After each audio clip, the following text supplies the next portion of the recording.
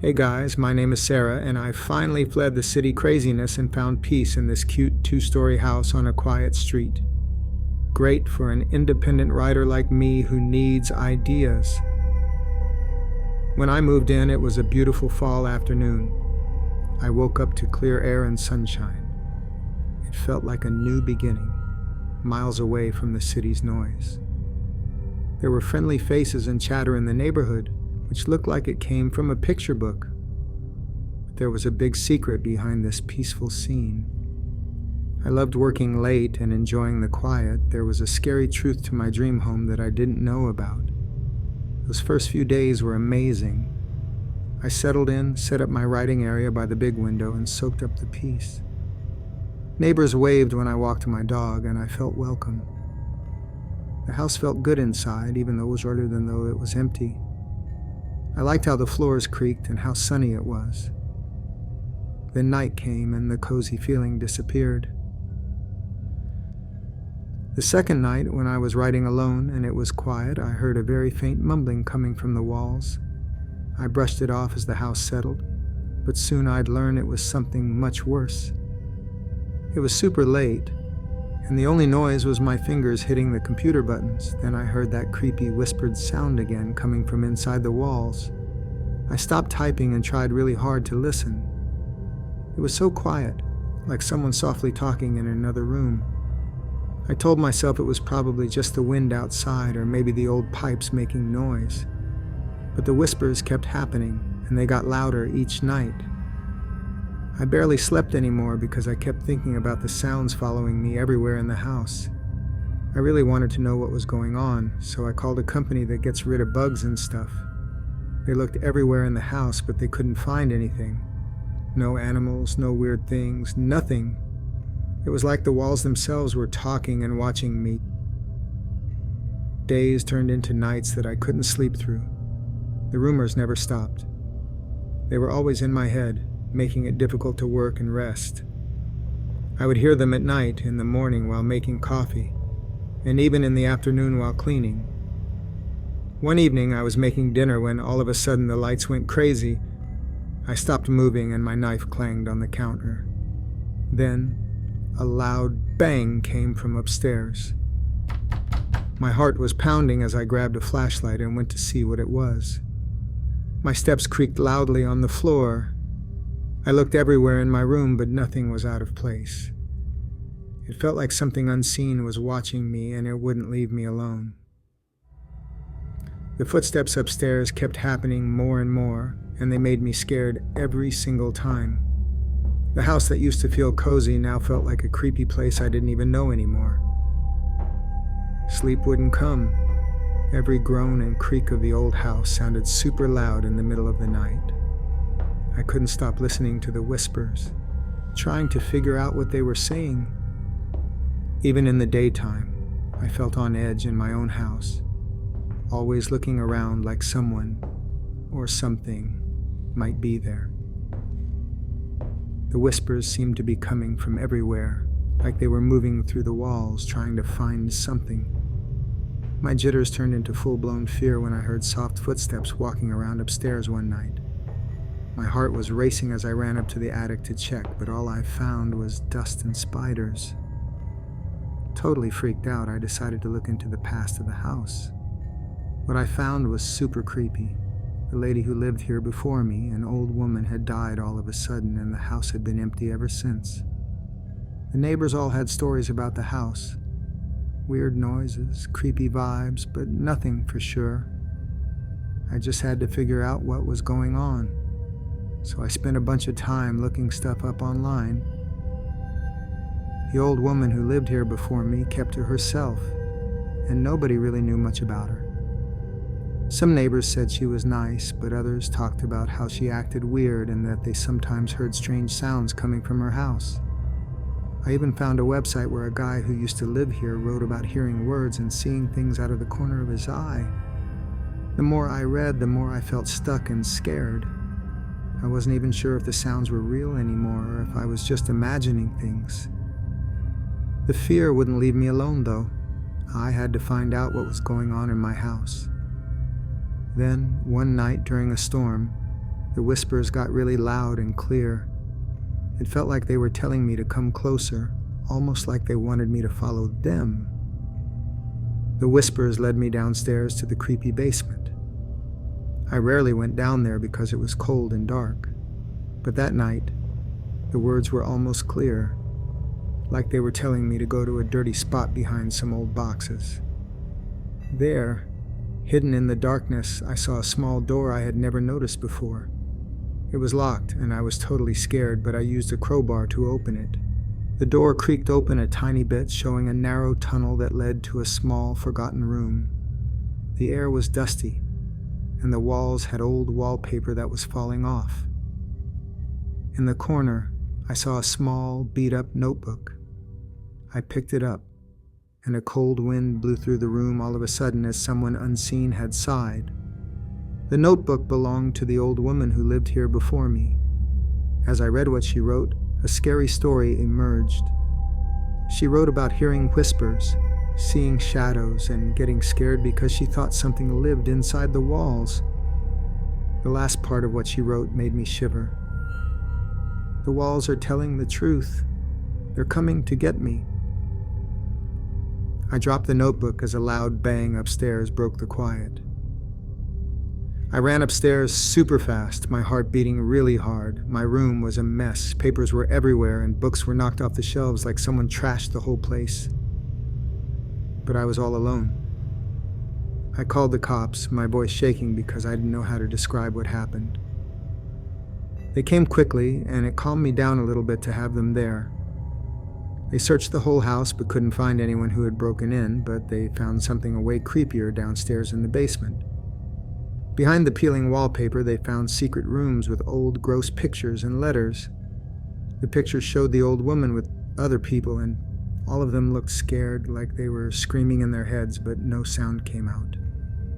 The letters were frantic, and they talked about how the old woman was obsessed with a scary thing she thought lived inside the walls.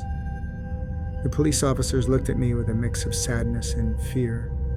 I could see the question in their eyes, like they weren't sure if I was seeing things that weren't real. The police investigation revealed a shocking truth. The old woman wasn't just someone who liked to be alone. She had a mental illness that made her think things weren't real. She believed her house was visited by ghosts, and for years she wrote down everything she thought she had experienced with them. The secret room in the basement was like a little fort she built to protect herself from these ghosts she thought were in the walls. The whispers I heard, the cops said, were just old pipes making noise, and the house was settling because it was old. But the pictures and letters the cops found told a different story, a story of someone who was scared and alone. It hit me then. The scary feeling in the house, the whispers, the weird noises. It was all in the old woman's head because of her illness, but why did I hear them too? I didn't know the answer. The cops left, and I sat in my messed up office feeling really down about everything I learned. One thing I knew for sure was that I couldn't stay in this house any longer. I decided to move out. The house, with its creepy past and the scary things that happened to me, was just too much to take. As I packed my stuff, the whispers seemed to get louder, almost like they didn't want me to leave. On the last day, I stood in the empty living room feeling both pleased and sad. I locked the door and walked away, trying to leave the past and its issues behind me. But as I got to my car, I heard it again, false and far away, the muttering. I stopped, my heart beating, and looked back at the house. It stood there quietly, the windows like empty eyes looking back at me. I tried to ignore the creepy feeling that wouldn't go away. Whatever haunted this place, real or not, would forever be a part of its past. I drove away, promising myself never to come back, but the words stayed with me. A chilling warning that scary things can be hidden in places you least expect them. The night shift was over, but the nightmare had just begun. Hello, my name is Lucy. The shift I worked at the hospital ended very late, and I finally got home around 1 a.m. Even though the sky was getting a little brighter, something felt off. It was broken when I got to my apartment door. The kitchen windows were all broken. My heart began to beat very quickly. It didn't look like someone broke in by chance. It looked like they meant to. Before going inside, I stopped for a second and held on tight to my bag. I thought for a minute that maybe a lost cat or bird flew into the window, but deep down, I knew that probably wasn't true. I took a big breath, opened the door, and went inside. Inside, the kitchen was a total mess. The broken window had sent sharp pieces of glass all over the place. The fridge door was wide open, but it looked like nothing was missing from inside. A cold chill ran down my spine as I looked around at everything. It seemed like nothing else was messed with, just the window. Could it have really been an animal? I carefully looked through the whole apartment, checking every single room and closet. But everything else seemed fine, and there wasn't any sign of someone breaking in. I started to think I was maybe just seeing things, so I cleaned up all the glass and put something over the broken window. I was so tired that I chose to worry about fixing the window later. As I climbed into bed, I just couldn't stop feeling really creeped out. It felt like something wasn't right. In the middle of the night, around 3 a.m, I woke up to a quiet tapping sound, like someone drumming their fingers. I opened my eyes really wide and listened super carefully, trying to figure out where it was coming from. It sounded like it was right outside my bedroom door, in the hallway. My heart started beating really fast. "Hello? Who's there?" I shouted, but the only answer was a weird, high-pitched laugh like a kid's. I froze. This wasn't an animal. I started to worry really badly. I grabbed my phone and looked at my door, which felt like it was getting closer with every tap. The noises kept getting louder and wouldn't stop. I knew I had to do something. My hands were shaking as I called 911 and whispered really fast to the emergency person about the tapping and the broken window. The cops showed up in just a few minutes, and their bright lights made everything look scary outside my window. They came inside my room, and the tapping sound stopped right away. My heart was still pounding super hard as I showed the cops around my flat. They looked in every single room, but they couldn't find anyone who shouldn't have been there. Everything looked exactly as I left it. The cops told me not to worry, that I was probably just really tired or worried, and I imagined the sound. I said okay, even though I felt both relief and confusion. After the cops left, it was super quiet, way too quiet. I locked all my doors really carefully, checking them twice before going back to my bedroom, but I couldn't sleep. I kept listening for any movements or laughter, but everything was quiet. The morning sun peeked through the blinds, but I still felt jittery from the night before. I tiptoed around the room like something scary might jump out. As I reached the kitchen, I saw something that made me shiver.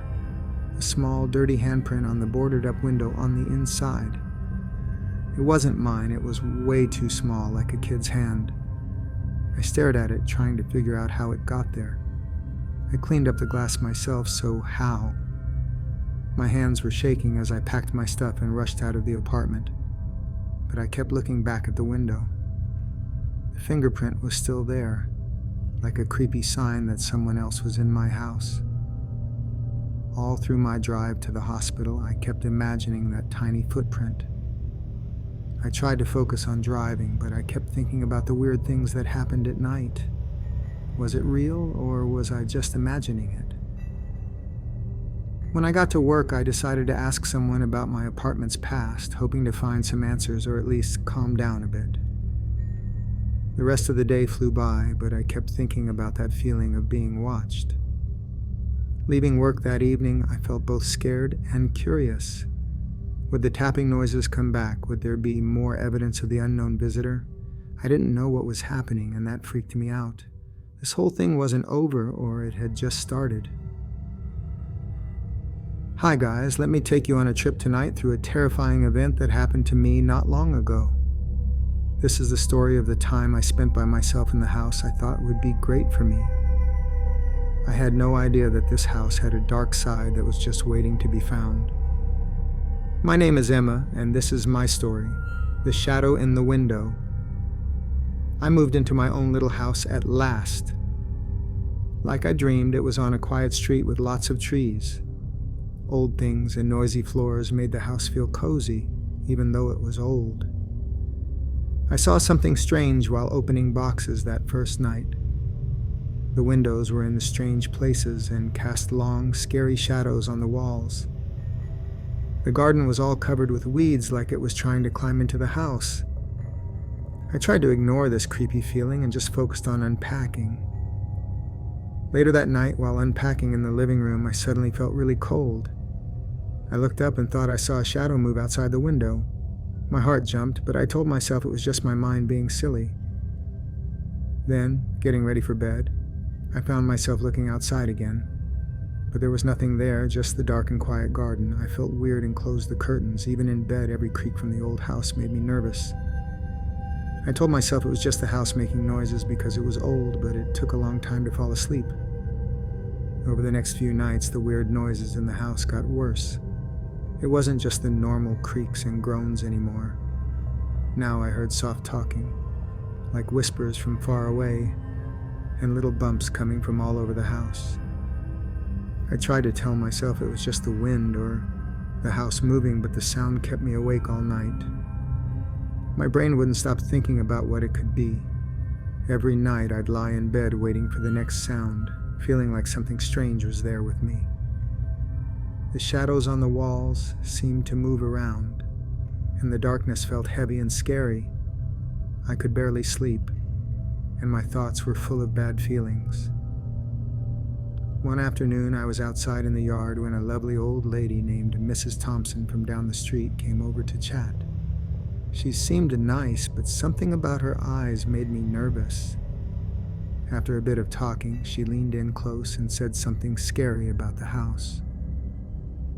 "There's been a lot of bad things happening here," she whispered.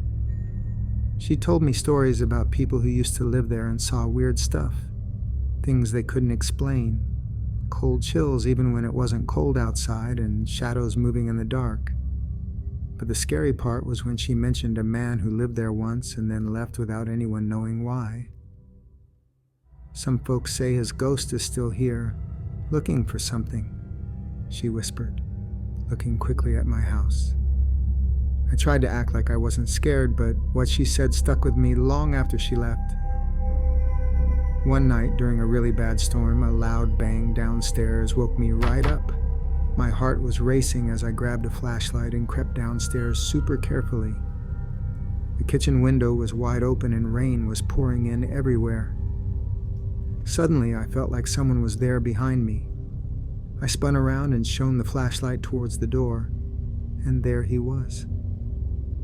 A skinny man with kind of messed up hair was standing in the darkness, talking in a way I couldn't understand. I was totally freaked out.